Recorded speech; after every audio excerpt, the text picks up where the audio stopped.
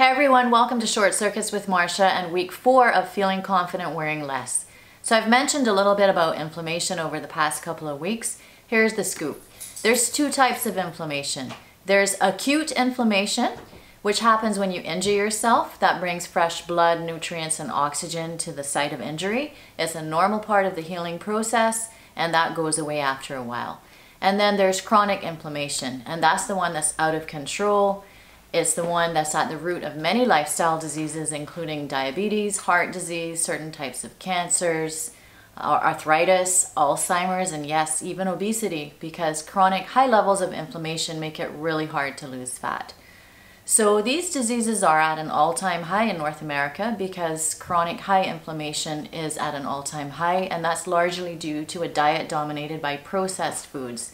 And quite simply, processed foods contain a high level of inflammation-producing omega-6 fatty acids. So you've probably heard a lot about omega-6s and omega-3s.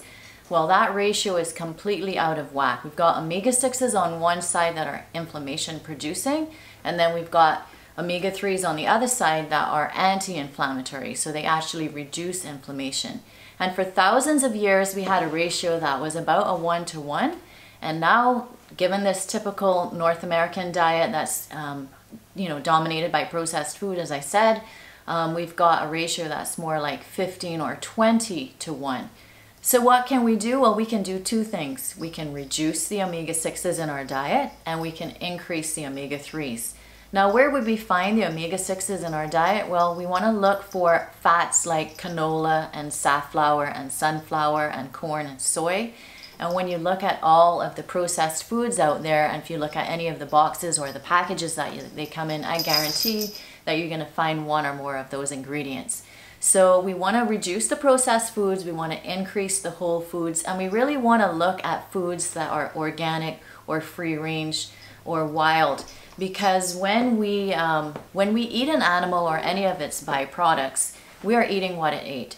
So an animal that's being fed corn or soy means that we're eating corn or soy. So when animals eat what they would normally eat in the wild, they have a healthier fatty acid balance. Hello. The other thing that we can do is to intentionally increase the omega-3s in our diet by choosing fats like flax, walnut, chia, hemp, algae, and fish oil, and by eating more wild-caught salmon and sardines. They have a high level of omega-3 fatty acids in them. And there are other foods that we can also choose that would help to reduce inflammation. Foods like garlic and ginger and turmeric and onion and red cabbage and tart cherry, and also oregano oil. So if you can choose foods like that, that'll help to reduce your inflammation. My cat was recently shaved for the summer, so she doesn't normally look like this, but this is Kahlua. So to summarize, we need to get that omega-6 to omega-3 ratio back in balance. Even if we can get it more like a 5-to-1 ratio, we'll be feeling a lot better. We'll have less inflammation in our bodies. You're probably going to feel that in your joints, and you're going to be able to move around more comfortably. And you probably will find that you'll be able to shed that fat that was so hard to get off before. Next week, I'm going to be talking about sugar. Sugar isn't that sweet. It's also inflammation causing, so make sure you check out that post next Monday. And if you know anyone that could really benefit from this nutrition and exercise advice, please be sure to share these videos with them. And I'll see you next week. Bye.